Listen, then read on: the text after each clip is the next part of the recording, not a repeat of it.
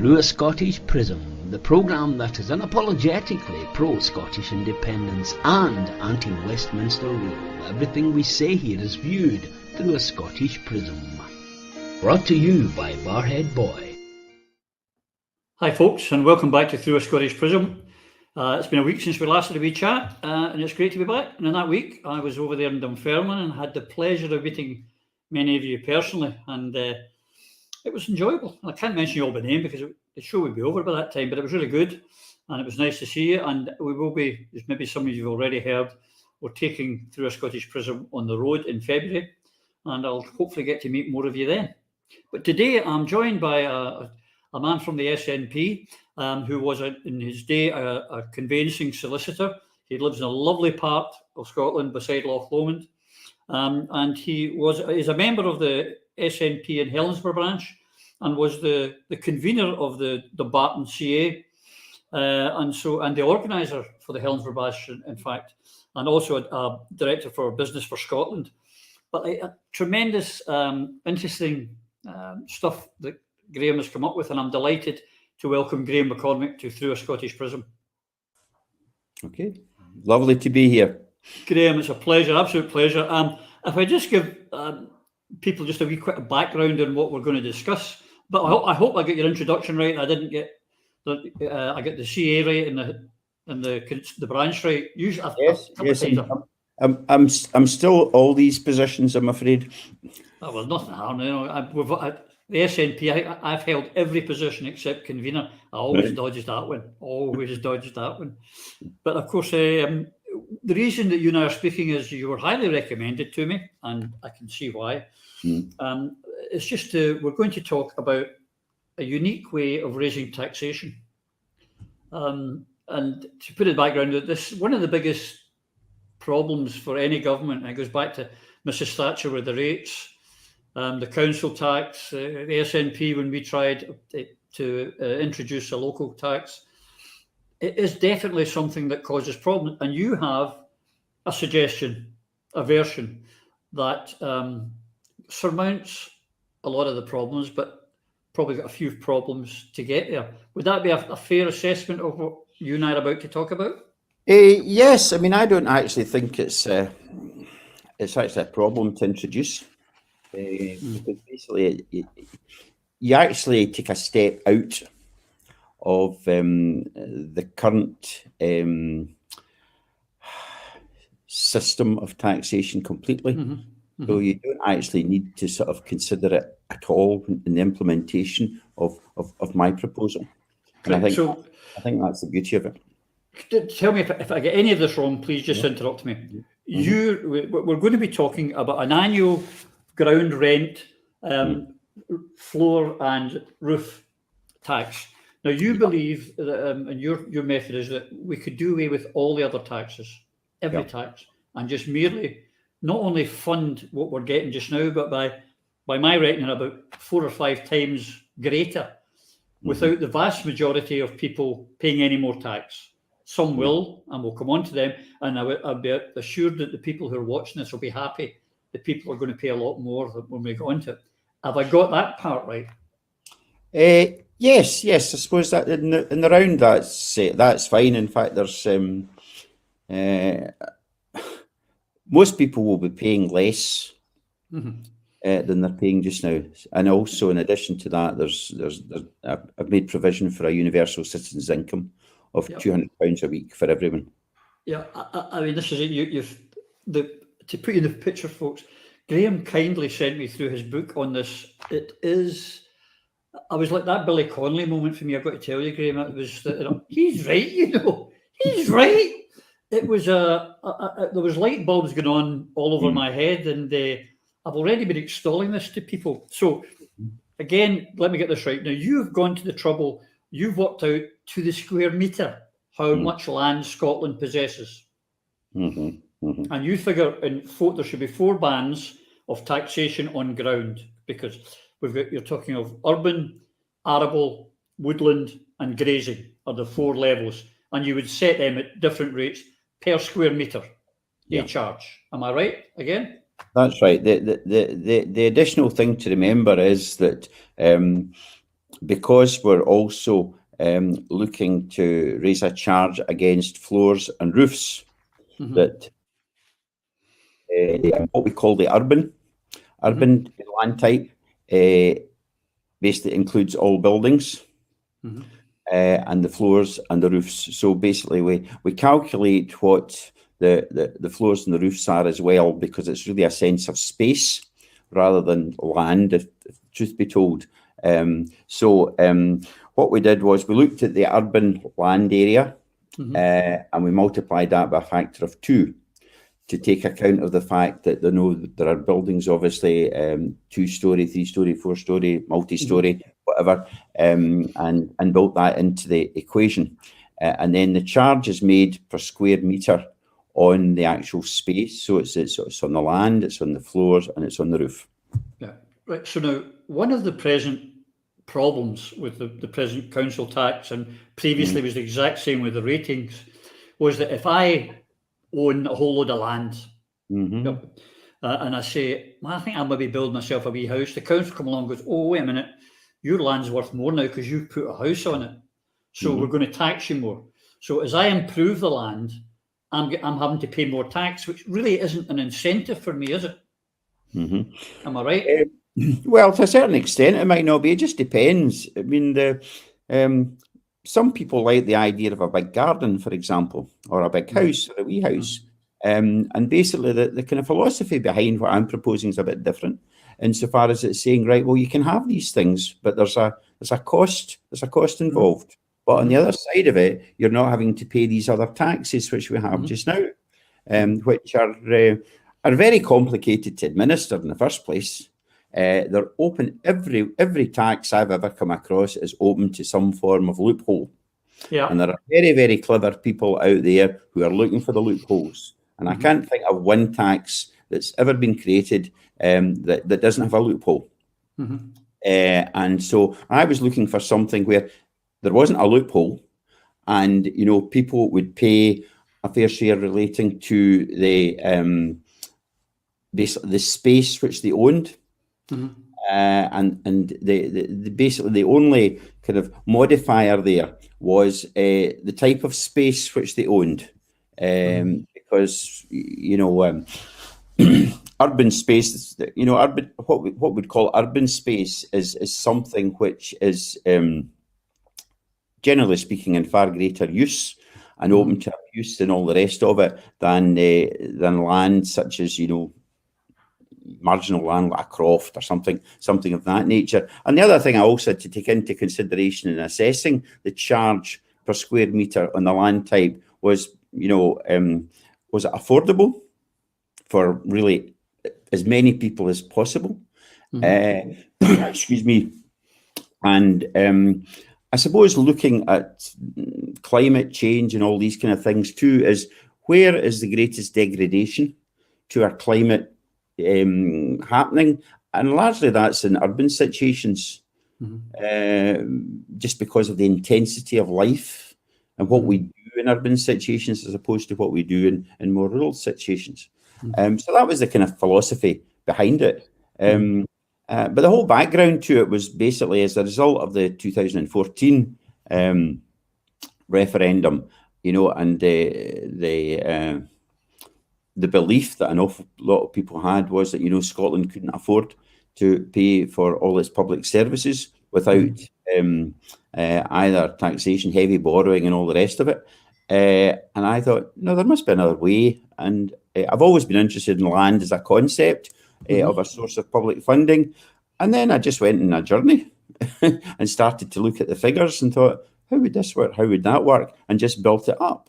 And I joined the Scottish Land Review Group and was really interested in them. You've got some super academics working in that. But they wanted the value of land. And I thought that's not politically feasible for a political party that aspires to government, because whether we like it or not, the vast majority of people in Scotland actually own their own house. And if the perception is that the value of that is going to be severely diminished, then that's not saleable to people. They'll think, My house was worth 200,000 quid, before this came in, and now it's in. My house is only worth 120,000 quid. And in addition to that, the upset within the sort of mortgage side of things, the mortgage lenders would say, well, we're not going to lend as much on these properties because the value of our mortgage book is diminishing because you've taken the value of land out of the properties that we're lending on. So that to me just really wasn't feasible. So I sort of departed from them and thought, no, there must be another way that we do this, because their belief is really, or their suggestion is that you charge an annual ground rent at 100% on the value of the land. So basically that takes the value of land, out of the value of your property. And I said, no, that's not feasible. We've got to look at another way. So I then just said, well, let's ignore the idea of valuations completely, and instead just charge a rate according to certain land types on the space that people own and occupy. And that's basically it. But to go back to my original, I want to imagine I actually own 100,000 acres in Scotland, and it's I keep it empty. I use it for as a tax loss. I get grants for putting in there, for putting in tree, and if I was to put a couple of buildings on there, I would be charged money. I would get charged extra taxation for rates or council tax, whatever you want to call it. That's the problem. Whereas, am I right in suggesting with your method, my 100,000, and I think, well, now I'm going to have to pay a lot of money. I don't get grants anymore. I've got to pay this tax. I need to generate some money. So there is now an incentive for me to put in a factory, put in a cafe, put in some shops. And I'm not going to get charged extra because you're charging me on the ground. Am I right? And so I can generate money. I can make the land work instead of having all this abandoned land. We start encouraging these absentee landlords and these absent people, and these people own chunks of Scotland, to actually generate incomes, which then could create houses, which means we don't have depopulation in our Highland region. Have I grabbed that right? Is that concept? Yeah, to a certain extent. I mean, it's regardless of who owns the land, whether it's the public sector or the private sector, whoever owns the land would be liable to pay what I call the AGFR, which is annual ground, floor and roof rent. They're liable to pay it. That's my model. So if somebody's, say, got rough grazing and decides that they're going to build a couple of houses on it, then the charge for the houses per square metre is higher, significantly higher than the charge per square metre for the rough grazing. Because basically it's a building, so it's charged as on the urban rate, the rough grazing. But having said that, yes, it's the question of if you own land, then it's all about the stewardship of land.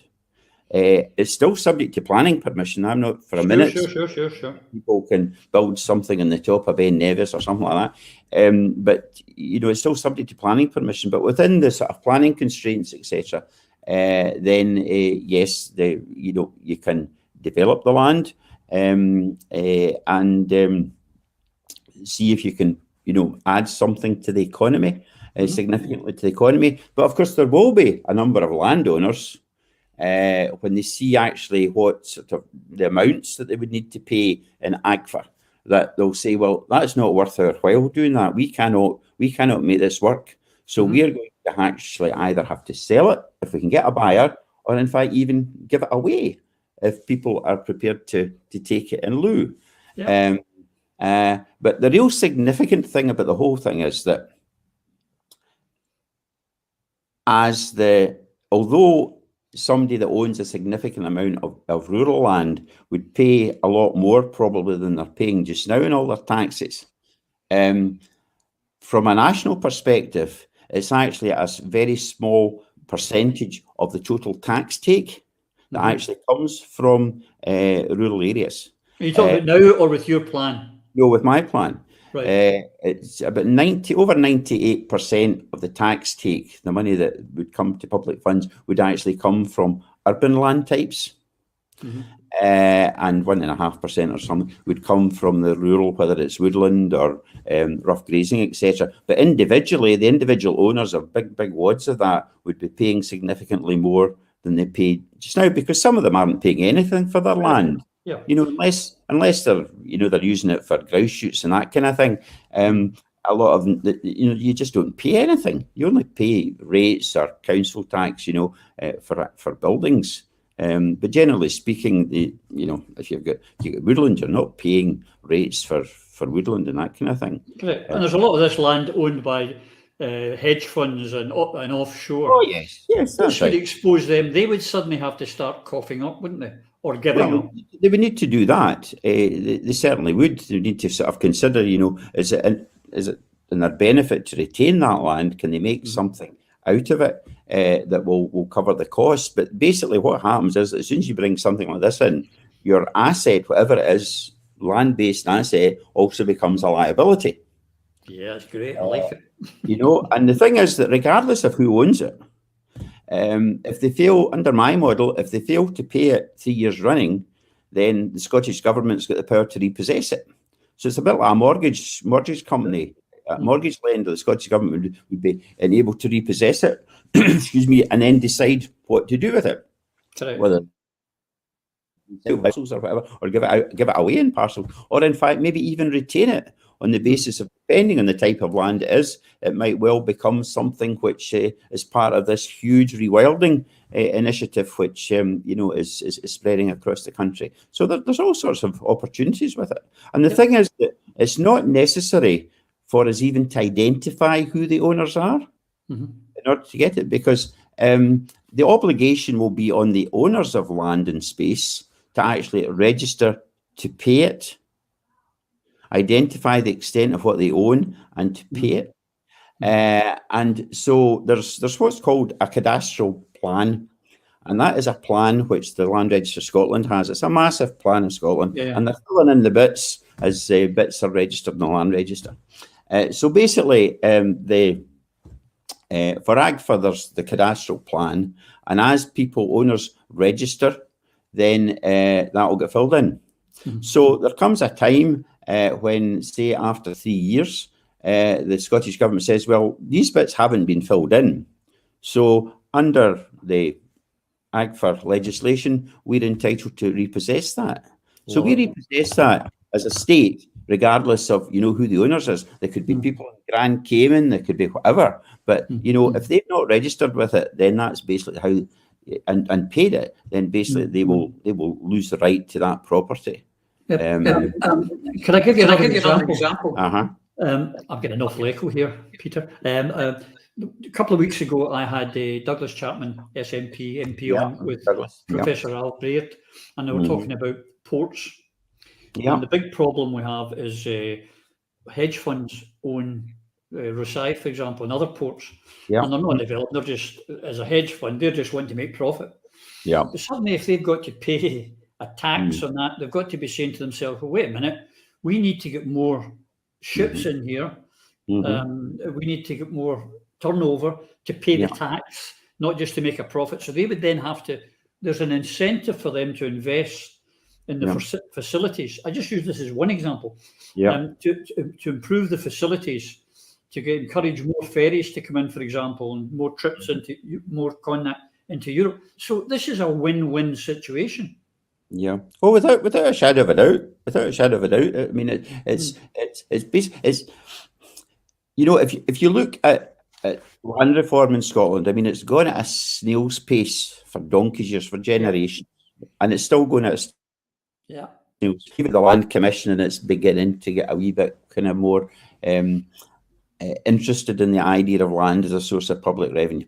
But so we've not really shifted the dial tremendously in it. No. But with this, if you start to say to people, right, your land has now got a liability on it, then that will make them do things. And as I say, one thing will be, well, can we afford it, or we don't want to pay it, so we'll get rid of it. Or alternatively, we'll start to use it.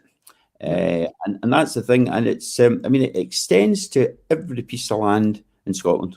Every piece of land without exception.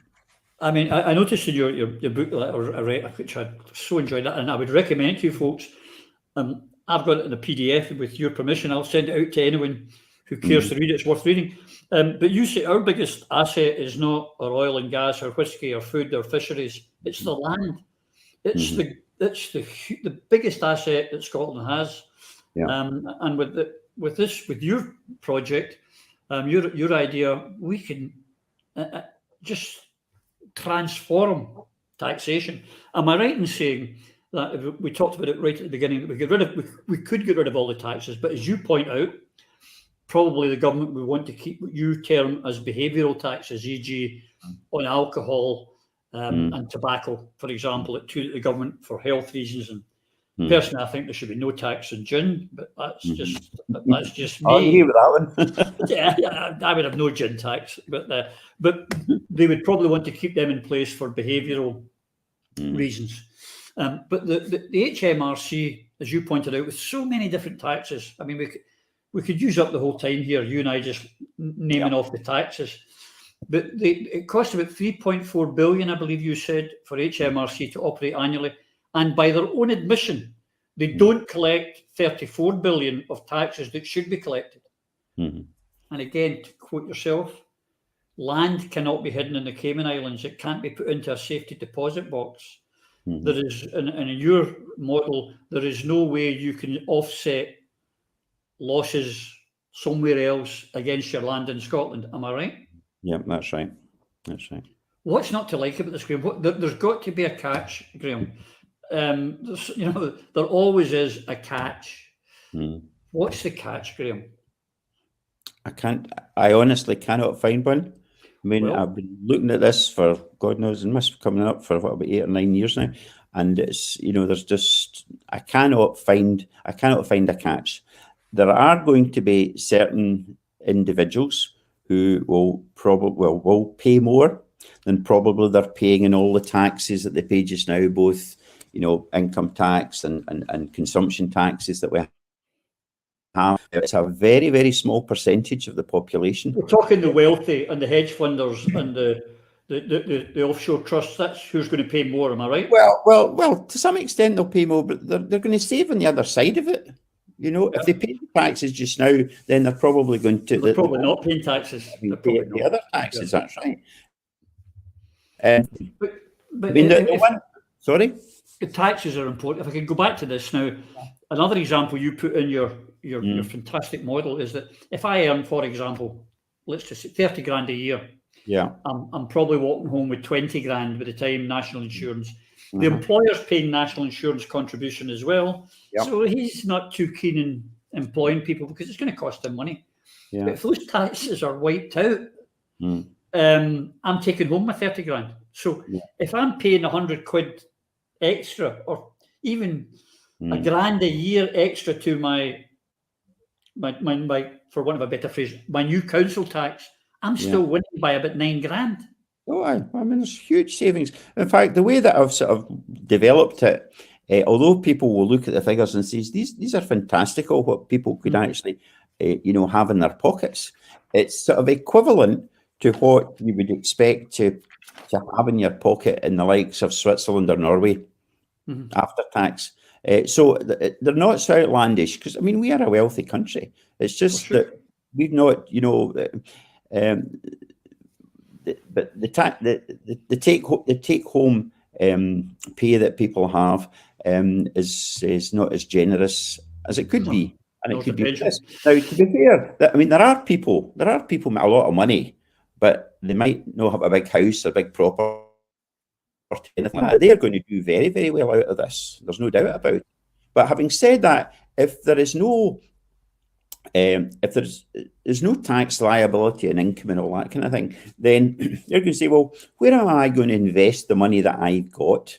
And they're more likely going to invest the money in Scotland, either jobs or something else, than investing it elsewhere, because they will be able to go into things with their eyes open and say, right, okay, if I buy a bit of land and I want to develop it, then I know exactly how much this is going to cost me. Okay, it's going to cost me money every year paying an annual ground rent or whatever we want to call it. But I'm going to make, a reasonable amount of money in this, which will more than cover the cost of what I'll be paying in annual ground rent. And I really do not see anything wrong with this, because the other thing I might have one thing, if I may. Yeah. If I can go devil's advocate for a minute. The poll tax on paper, I stress folks before you start complaining, was a good idea. Everyone should pay their fair share. That sounds fair. The practice of it wasn't great. Now, here's the scenario. Nicola tomorrow says, okay, Graham, we're implementing it. And there's this family that live in a tenement in Glasgow. 2 kids, both the parents are working, one of the children's working. And they pay whatever you're 500 quid a month. Across the way, there's a wee widow on a pension. She's going to pay 500 quid. So how do you get around that anomaly? Is that then a political decision? Well, yeah. I mean, these things are always a political decision, but at the end of the day, there's a question of choice. If you've got a family of 4 or 5 living in the same size of house as the wee wife in her own, then it's still a fairly substantial house in this day and age. I mean, it might be a tenement flat, but there are big tenement flats. So in this day and age, a family of 4 wouldn't be living in a room and kitchen. They'll be living in maybe a 3-4 bedroomed, 4-bed. Let's say a 2-bedroom, one for the parents, one for the children.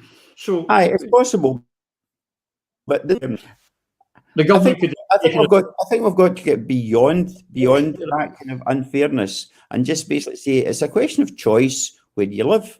Now, I'm not in the habit of actually saying here that people should give up their homes because they're too big. Or the idea, I mean, the one I normally get is, that they're capital rich because their house is worth quite a bit of money, but they're revenue poor.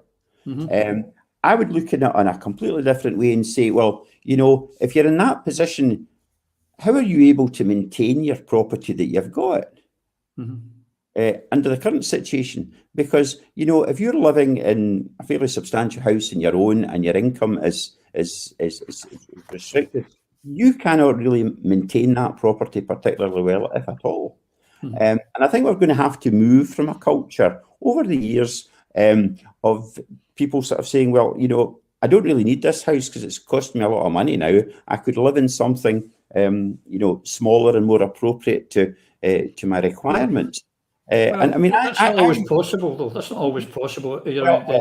I think it probably is. I mean, it isn't at present, because since the private sector took over rented accommodations, there's not a building program there is. So the woman, my fictitious lady who's now living on, a widow, had 2 children. They've flown the coop. She lived in that house. Could be a council house. She wants a 1-bedroom. There's not a lot of 1-bedrooms about. So, but it goes back to your great idea about the land. Suddenly, if I'm a property developer owning a lot of land, I'm saying, well, there's these 1-bedroom apartments. So there's an incentive for me as a builder to go out and do it. That's the point. Now, we're running out. This could go on for hours, Graham, hours. But if I could just encapsulate it now before we go. At the moment, the Scottish Government gets approximately £30 billion a year pocket money from our imperial masters in London. And they do damn well with it. And let's be honest, they've done since 2007, from removing bridge taxes, student fees, prescriptions, done great. But this, you figure, without any, is about 138 billion a year if we switch to ground tax. Am I right? That's right. And that's just 440 million. It's staggering. You could charge a higher rate of AGFA per land type than the figures that I'm suggesting. So you could actually extend the actual budget significantly higher than I'm suggesting. But I don't think you need to, just because of what we can do with that kind of level of money. You'd have to be independent for a lot of this. A lot of this we could do. Well, you could bring it in just now under devolution. Under, was it Section 80I, I think it is, of the Scotland Act, which gives you that power just now. But of course, that would only work insofar as the taxation, which is under the control of the Scottish Parliament. Correct. There's the problem. And the other thing which you could do, the Scottish Government could do with this if they brought it in just now, is that the income tax rate on earned income in Scotland, they could reduce to 0. And that would have a significant effect, on comparing contrasting what we would be paying in Scotland as against what folk would be paying in the rest of the UK. It would also encourage inward immigration, which is we need immigrants. Yeah, but just and running this off, so for my viewers, that we could, as you say, it's these other taxes that are the problem. And governments might want to put this in piecemeal and say, well, I don't trust governments to get rid of taxes, put it that way. Yeah. It would be good to do a clean sweep, but that's never going to happen. It's going to have to be led in. But the idea, your concept, is that we can get rid of all the other taxes if we wished and just have a ground rate, which cannot be, as you say, hidden in Panama. And we could raise far, far greater amount, and we could force people to use their land. Does that encapsulate it? Yeah, that's right. And the really important thing is people will start to say, well, why is there this huge differential and all the rest of it? One thing to remember is that the public sector, according to the Land Commission, the public sector own about 60% of all vacant and dilapidated land in urban Scotland. Now, that is a huge resource that's been going to waste. And because they've not been having to pay rates, their annual ground rent on it, have incentive to do anything with it. And that has blighted the environment of thousands upon thousands of people. If you go to a place like Easterhouse, where they actually demolished council houses, say, in the 80s or the 70s, they left the streetlights up and the roads up, but they just demolished everything, and it's just been sitting there, hectares upon hectares of it. And they haven't even allowed it to be used for allotments or anything like that. And that's been a scourge on the quality of life of folk who live in that area, who might want to live in that area. So it's focusing on that and saying, look, there is all this land available. So the idea, that there's a problem about land for housing and all the rest of it is really, it's a bit of a nonsense. But the one thing in Scotland is land. In defence of the councils, they've had their budgets cut year on year on year. They're struggling to keep service without investing in land. So there has to be, starting more money into local councils. But the ground rent would get them more money. Yeah, but they can either do that themselves if they've the wherewithal to do it and borrow the money, or they can release the land to others to do. And that's going to generate more income as well for them. And the other thing about AGFA is that it doesn't need to be just a national tax. It can actually, part of it can replace council tax rates and all that kind of stuff too. So you could have two levels where the councils would charge local AGFA, and the Scottish Government would charge a national AGFA. And in fact, of some of the figures that I've done, there are some local authorities that probably wouldn't need any financial support from central government at all. So that would then mean that they could act far more independently than they do now of central government, where they're given money for this, they're given money for that, and basically they've got to implement the government's policies. As a result, it gives freedom to local authorities, to then sort of tread their own policy paths if they so wish. And I think that would be a huge benefit. I agree. To local authorities, local communities.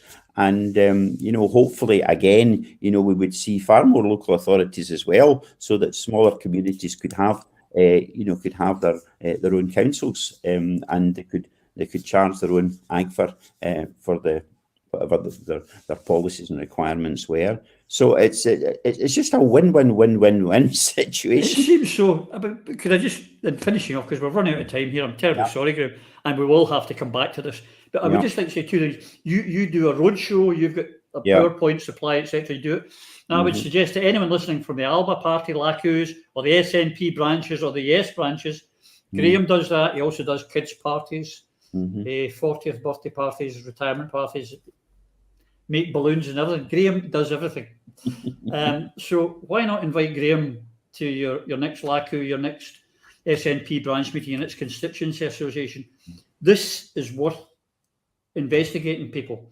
And we need to push it, I think. I think it's something worth getting behind.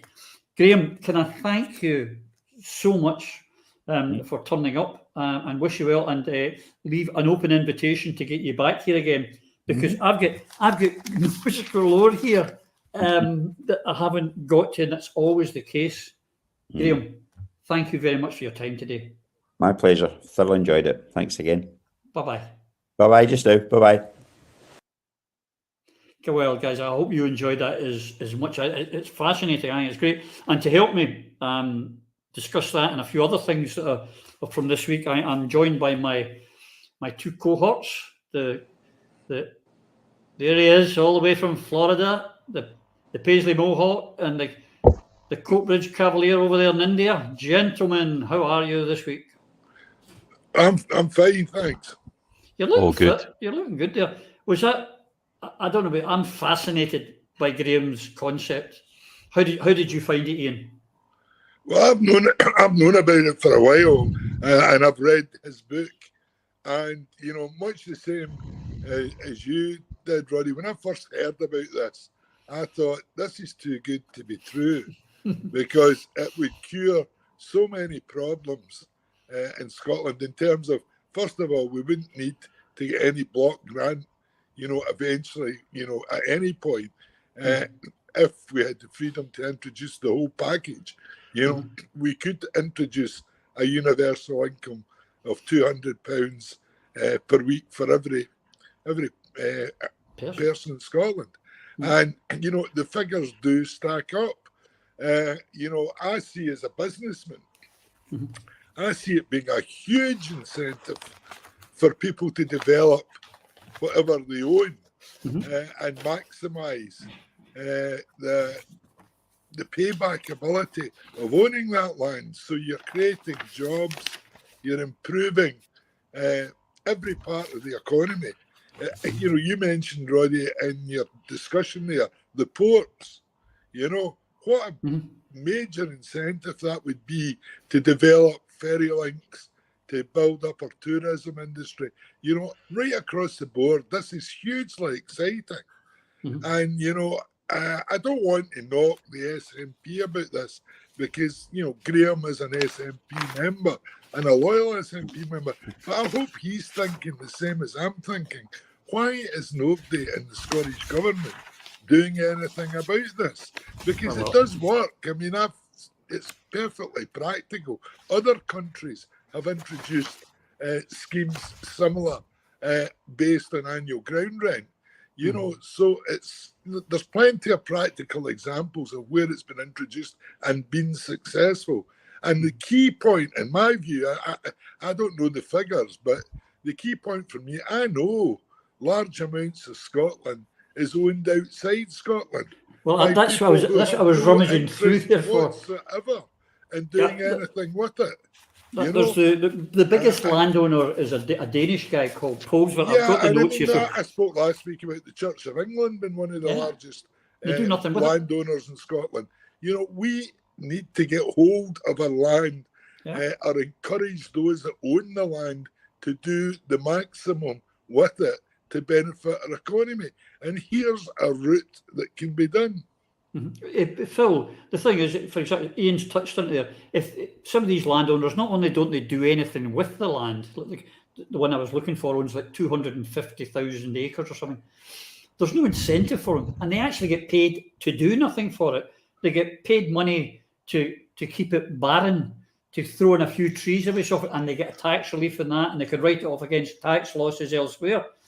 Whereas this way, no, you pay, and you pay big time. I mean, I've got some of the things here, like, I'm going to try and find it, where you pay, for example, 45,000 acre estate with rough grazing and some woodland would pay 9.5 million a year. At the moment, they're getting paid about £1 million. So there's a 10 million switch round right away. So it's a way to do it, Phil, is it not? It certainly is. I mean, land is lying dormant and not being used all over Scotland. I mean, what jumped out at me at this, particularly when he mentioned Easterhouse, the East End, he's talking about Glasgow, an area I know well. The plot where Goldberg's was in the city centre was sold through a private deal from the then Labour Council, and it's now owned by an investor who's sitting on it. And it's an eyesore, and we've developed all around Glasgow Merchant City. Things are looking really good. The Gallowgate's coming up. You know, we're now moving into the Carlton. You know, things are really, really picking up. And this, what was one of the poorest and rundown areas of Scotland, this plot lies as an eyesore, undeveloped, real shortage and dearth of affordable public housing. And here's an opportunity to force the hand of this investor who's just sitting on it. That's a fantastic idea. I mean, there's a whole bunch of stuff that jumps up. I've not read the book yet, so I'm quite a bit behind, but I'm certainly going to. And looking at some of the stuff, what I love about some of the points he's made is proper devolution. You know, I mean, I don't want to stop there. Let's be clear, because the thing about power shared is power reserved. You know, they'll just take it back as they've already said they're going to do. But you've got local authorities within an independent Scotland. This system would allow local authorities, some of whom can be self-sufficient, more autonomy, less centralisation. That is attractive. That's the German model, where you've got the different regions in Germany who get power cities, and they don't need the power, all that crap from Westminster. We're going to have a powerhouse in the north and all this garbage. You don't need to worry about it. It's decentralisation of a lot of the stuff that matters. People conflate power, particularly with the complicated system we have in Scotland. Reserve powers to Westminster, devolve powers to the Scottish and Welsh parliaments. Your local authority. I mean, people are writing to me about bin etiquette. Now, I'm not saying it's not an important thing to somebody who's upset with rats and shit and everything that's happening in the bin, but you don't go to your MP with that. That's a council issue. You know, people need to understand the power that the council has. It's phenomenal. Around Europe, people seem to understand it. We don't seem to understand just the power the council has. The whole investment in the Cayman Islands stuff. I love the one you can't hide the land in an offshore account, because what you do by giving these investors more money, they'll buy another yacht, but you put cash into the punter's pocket. They're going to invest it in Scotland, in lifestyle, in produce, in nights out, social. 138 billion. The first question I would ask, though, and I'm asking you guys, just having had a wee look at this, where has this been done before? Where is this or similar been tried before? Because this doesn't sound like a wild card. I hope it's not. I hope it's tangible. The answer I can't answer. I actually don't know. I will find it. One of the questions that I had down for asking, but time is always the bloody enemy. Well, I mean, I can tell you, to some extent, I've come across it before in Estonia. Estonia use annual ground rent to pay for their local government costs across the country. They don't do, as yet, the whole package, where you take out all the other taxes. But, I mean, there are other countries. I wish you'd asked that, Roddy, because I know Graham would have had the answer to that, because it's something that he follows. But there's a number of countries already using annual ground rent. So it's perfectly. Well, I'm certainly going to have him back in. I will find out before then. Yeah. It's just, it's some of the. I wrote a blog recently saying, "Keep it simple, stupid." Sometimes the simplest way is the best way. This is so simple per se, and the bit that got me is that it costs 3.4 billion to run the HMRC, who admit there's 34 billion that they don't collect. And he goes, I mean, it's so easy, Roddy, in terms of it immediately kills tax avoidance. Yeah, you can't avoid this one. You can't hide, 40,000 acres in the Highlands and the Cayman Islands. It's still going to be in Scotland. And therefore, as he explained, we don't even need in Scotland to know who owns that. I mean, the fact is, we do at the moment, but it'll be in a hidden trust, you know, and then ending up in the cave. That's not important to us. If they don't pay their bill 3 years in a row, we take it away from them. Correct. You know, it's and it's then used for the benefit of the people of Scotland. Correct. And if you've got a stroke, you've killed off all this. This is an accountant's, you know, a tax accountant's worst nightmare. Yes. Because he's not going to be able to charge people to hide their money, you know, because it's going to be in plain view. And that's a great thing. And it's that's one of the reasons, by the way, they introduced it in Estonia, because their aim as a government is that no business needs an accountant, you know, and their simplified, very flat rate taxes, all the rest, avoidance is impossible. Okay. But well, of course, that's great for Mr. and Mrs. Joe Average. Lost you. Come in, Moscow. Okay. Lost you there. No, a couple of points on that. I mean, the tax avoidance side is critical. I looked at when I was at Westminster tax avoidance, and because it affects us all. People don't understand the difference between tax avoidance and tax evasion. Tax avoidance is legal. If you've got an ISA, that's tax avoidance. If you hire an accountant, that's tax avoidance. And what it is, it goes down to the principle that every individual, be it man, woman, legal entity, company, is entitled to use the rules and regulations to avoid paying the maximum amount of tax as per the rules and regulations set down by the government. What the press do is conflate that fact that business is a legitimate, sensible thing to do. If you're paying more tax than your competitor, you're not competitive. And the problem is the system has been created in the UK where you've got QCs that specialise in tax avoidance. You've got forestry in Scotland. All these loopholes. Wogan had all these celebrities had forests in Scotland to avoid tax. They also get a grant. They also get paid to put the trees in the ground. It's crazy. And these loopholes are created. I mean, the one I was shouting about at Westminster was the Mayfair tax loophole. There are countless. When Gordon Brown came in, the book on tax was a BA big. He doubled it. It's a tax lawyer's dream. Correct. And the more tax money you got, the bigger the corporations. They've got. That's why accountants run corporations and big companies, because that's the sword is not as strong. You know, the pen is mightier than the sword, and the loopholes that are created from Westminster, you do what Estonia's done. I really that part really appeals to me. And the other one is what I loved about it when he said a vote of hope for the have-nots. I've got some of the information that he had. I'm not read his book yet, but the have-nots, the Western, this culture that we've got, Western civilization and capitalizing the capitalist system, is the best system that we've come up with so far, but it's far from perfect. And one of the significant imperfections is the fact that it's a Pareto distribution with many people stacking up at the bottom. Now, if it becomes too hierarchical and too imbalanced, the whole system destabilizes. It destabilizes. Yeah. So even if I was talking to a conservative, I would say, look, mate, you're doing all right. You're doing very well. Don't get too greedy, because if you do, there'll be a revolution. And I'll be there. Greed is the problem.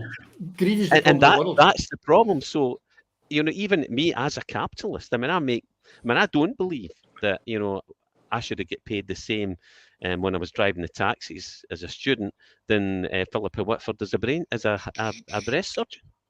What kind of idiot believes in that? I don't think anyone does. I mean, I'm of a lefty, as you know, and I don't believe that either. Yeah. I mean, it's sensible. We're sensible on the left, and what I like about it is our Western system and the place of the left is to stick up for those who are dispossessed and who stack up at the bottom of the hierarchies. That's why we all have a leaning to the left. Exactly how far we want to go, it's certainly left to wherever the hell London is and where the English seem to be, because the English voters, in spite of my mum being English and many friends down there, many who are disgruntled, The majority of England seems to be happy to continue to move to the right. It's not us, guys. It's not us. I think the other benefit, I think, is the fairness of it. Yes. It's fair and it's transparent. And people know what their neighbour's playing. You know, they know they're paying the same rate as they're paying. You know, so there's an acceptance of the tax. And that's one of the problems with the very complicated tax system we have in the UK and Scotland at the moment. That taxes are not understandable. That people rightly question that company, that person is earning 20 times what I'm, doing. Yeah, I mean, I look at some of the figures of some of, these big corporations making hundreds of millions of pounds, and they're paying absolutely peanuts in taxation because, as Phil mentions, they've got clever tax accountants and lawyers that are finding the loopholes.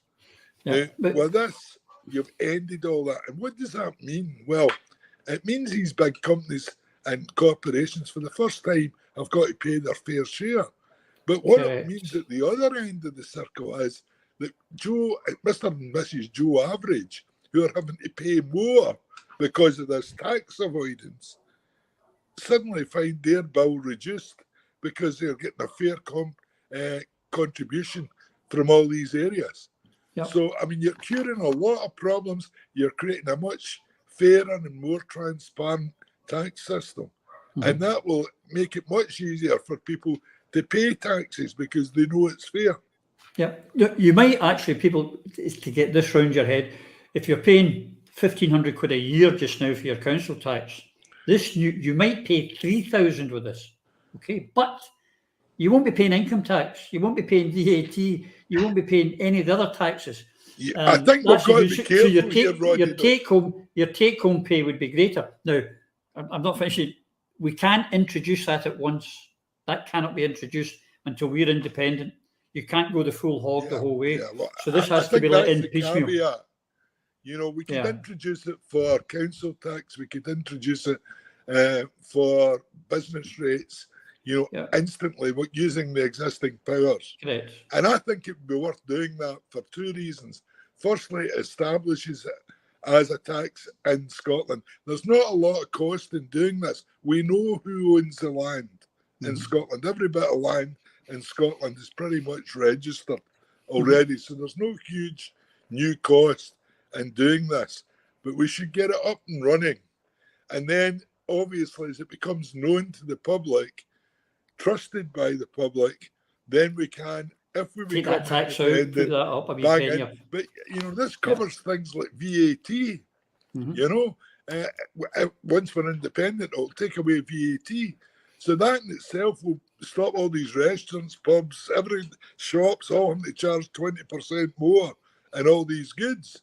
I mean, there's a lot to like about this. Yeah, but what he also said, Graham, at the end here, which I found quite interesting as well, is the fact that we could, under devolution, with the tax, with the small powers we have over income tax, you could wipe out the allowances, or increase the allowances quite dramatically, making us the lowest income tax part of the UK. I mean, there's so many things you can do with this. And guys, we're going to be running out of time very shortly. Right. And we've not even got to anything else. I know. It's fascinating. There's so much in this. There's one thing that has to be investigated, and it's the business side of it, because I'm in business, and as much as I fear the far left, as much as I fear the far right, I don't want to destroy our system. But the tax on business, what people don't maybe understand is the SMEs, or small, medium-sized enterprises, make up about 50% of Scotland's businesses. And these are not big landowners that are going to have to pay huge amounts. You're all of a sudden, if you're getting rid of a lot of these unfair national taxes, insurance tax to employ all people, of for these, example, then people just say tax the businesses, make them give us cuts to the workers. Well, the business has to function. It has to operate. And if you've got a system because the problem here in Scotland is wealthy. It's so much is being stolen. It's the distribution of wealth that is the issue. And if we've got a sensible way to do this, a fair way, as we've talked about, this has got to be investigated, and we need to learn and watch, observe. I mean, a study needs to be commissioned, and Graham's the very chap to lead it, on what everybody else is doing, how it's working, and how it would apply to Scotland. One, in a devolved situation, and two, what our ultimate target is when we become our own masters. Totally agree. Yeah, it's fairness, it's progressive, and I'm certainly going to be championing this. So be ready, National Council, NEC, and party. This is my new baby. Guys, before we go, we're running out of time as always. It's a pleasure.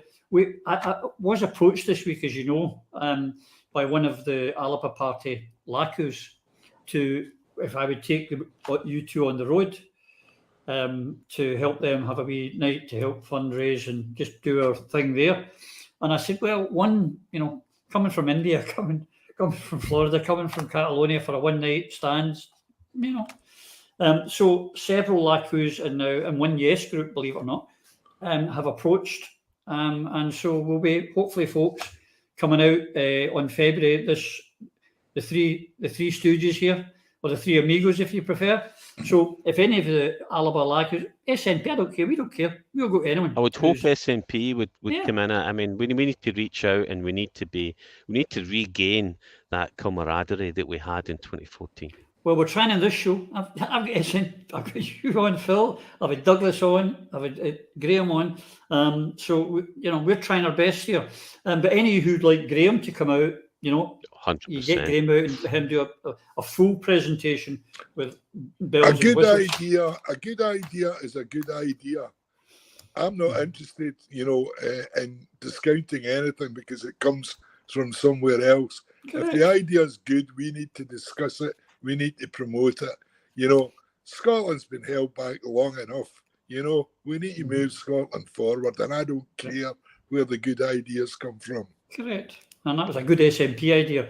And I'm hopefully going to make that a good Alaba idea as well. And if I'm not, I hope someone out there is thinking about it already. Gentlemen, any last thoughts before I hit the button? Yeah, don't press the red button. Can we time the recordings not in the middle of the night in Florida? Is it my fault that you're one of these wealthy landowners that's living overseas? Yeah, I get a land tax in America. Yeah, I get a tax on them. We'll see what happens. I wonder if we can tax properties in Florida. I don't know. Americans can get taxed. Am I right, Ian? Americans can get taxed on property they own overseas. Yes. Well, yes. I think we should bring that for people that come from Paisley who own property in other countries. I think we should. What do you think, Phil? We get them taxed? Possibility. Tax until he squeals. I don't own a lot of land. I've got no worries. Guys, thanks. As I say, I'm sorry we didn't get on to all these other subjects, and we had so many to cover. No, but I'm glad we didn't. This is a subject that deserves a good discussion. I could have gone with that. I've got tons to ask. I really want to know about this. I'm going to go and read the book again and again. So, thank you, gentlemen. Thank you, Graham. And to you, my viewers, wonderful to see you. Until I see you again, please, take care. Through a Scottish Prism, the programme that is unapologetically pro-Scottish independence and anti-Westminster rule. Everything we say here is viewed through a Scottish prism. Brought to you by